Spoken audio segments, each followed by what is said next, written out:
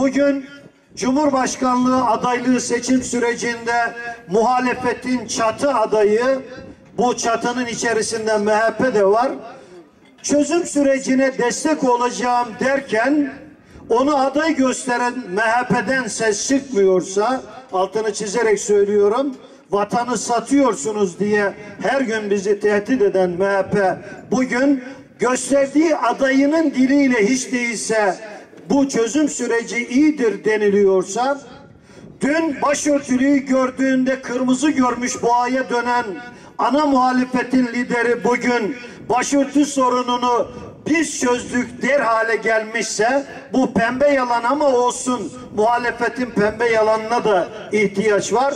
Bu Türkiye'nin normalleşmesi demektir. Artık taşların serbest olduğu, köpeklerin bağlandığı sürecin millet lehine, millet adına ilerlemesi demektir.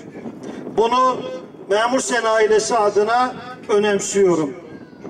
Şu anda Türkiye'nin gezi zekalıların başlattığı gezi olayları, 17 Aralık küresel operasyonu ve Cumhurbaşkanlığı adaylık sürecini yaşıyoruz.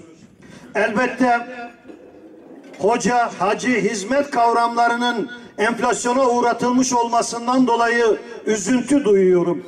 Elbette referandumda %100 ittifak ederek evet çıkması için mücadele ettiğimiz, aynı değerlere yönelmiş olduğumuz insanlarla ayrı düşmüş olmanın bir üzüntüsünü yaşıyoruz ama bunun sorumlusu biz değiliz.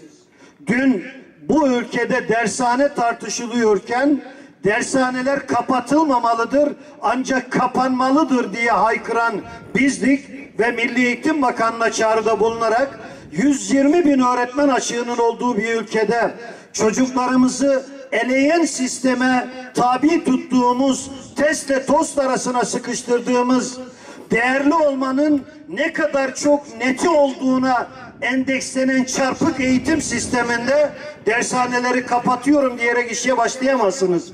Öğretmenlerin bölgeler arasındaki dağılımdaki adaletsizlik bunun ayrı bir yönü.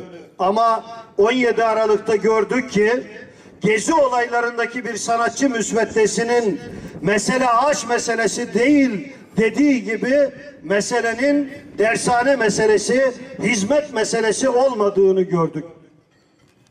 Ninnilerle uyutulması gereken yavrularımız bugün dünyanın gözü önünde kurşunlarla susturuluyorsa, burada denecek tek söz merhum Cemil Meriç'in diliyle zulüm karşısında tarafsızlık namussuzluktur sözüdür. Kaldı ki Filistin meselesi ümmetin meselesidir.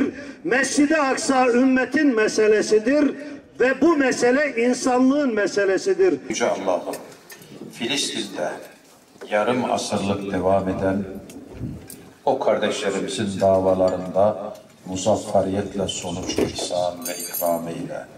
Sonumuzu sonsuzluk eyle, ahirimizi hayır eyle, rızayı şerifine muvaffak eyle.